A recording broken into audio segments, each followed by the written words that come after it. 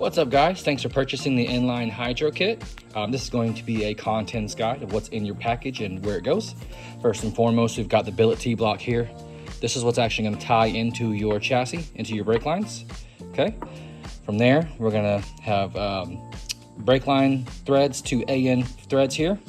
That's going to be sticking out the side of our block here. And we also have 90s. This is going to help make the transition to go around the block. So I got you a couple of 90s included in there. The other two fittings you're going to have are going to be a 7/16 20 and a 3/8 24. Important to know, this is an inverted flare, and so is this. However, most master cylinders are a bubble flare on the 3/8 side. So we've included a copper washer here. That's going to help you either way.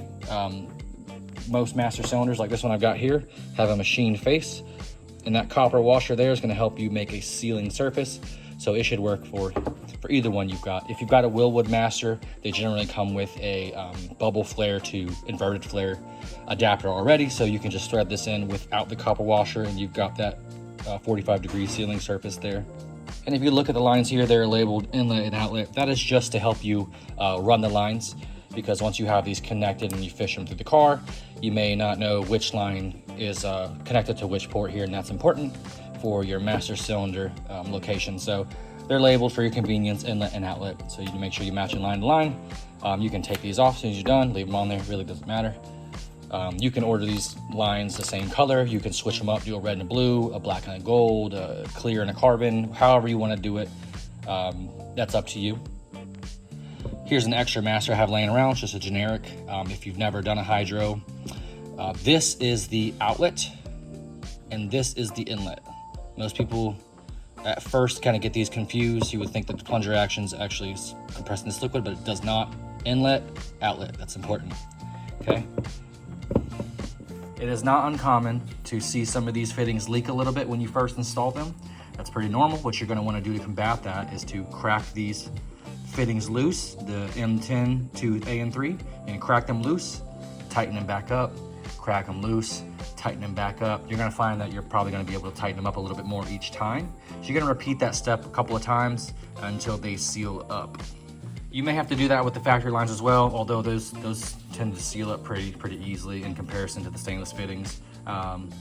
So just be wary if you have a little bit of a leak. Don't worry, just try to loosen those fittings up and tighten them back a few times, and that should alleviate your leaks. If you are not familiar with hydro kits or inline hydro kits, they use your factory brakes, calipers, and pads.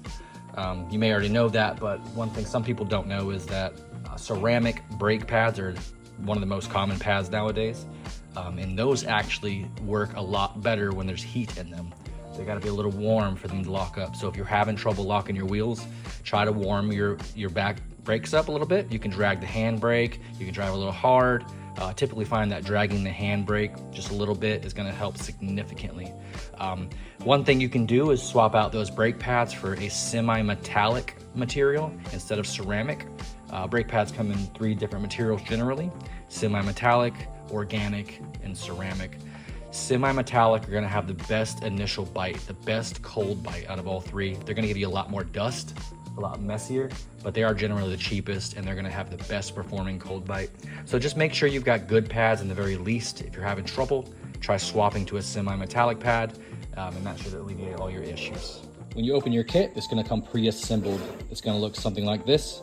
A couple of things to notate here is none of these fittings are tight. They're just snugged on there for shipping purposes, so you need to make sure that you tighten everything up. And another thing is on the outlet side over here, the 3/8 24 by AN3 is going to have a copper washer just kind of stuck in there, okay? It's not tight. This is the copper washer that is potentially going to be used on your outlet if you do not have a Willwood cylinder or a bubble flare to inverted flare adapter. This copper washer is going to help seal. They usually come with a machine sealing surface there. So that would actually help seal that surface if you do not have the right adapter. So it should work for either one. Just know that copper washer is in there. Do not tighten that fitting up with that in there, okay? It's gonna go on the other side where it threads into the master. I wanna say thank you guys for the support. It's cool. I love making parts. I love helping the community. I'm getting to do both, and I think that's sweet. It's pretty sick. I'm getting some feedback. The 90-degree fittings on the blocks, they're not working good. I didn't use them on mine. I just looped my lines back around, so I didn't really get it tested on mine. So if you did get a kit with a 90-degree fitting, put them to the side, keep them for another project. What you're gonna end up doing is, like I did on mine in the installation video, you're just gonna loop the lines back around and into the boot. Let's keep it nice and simple. Less points for leaks, less headache. It protrudes the block too far into the wheel well. If you want to use them, be my guest, but I wouldn't use them. So going forward, the lines are only going to be coming straight out the block, looped around into the boot. That's the best way. It's the cleanest way. You got a little bit of a loop there, but it's good. It's fine. Less leak points, and it's cheaper. These fittings are they're not cheap. So I'm not making much money on this kit. I'm just doing it more of a just to help out the community and something to do and get my feet back in the water making parts. So this is a cool way to do it.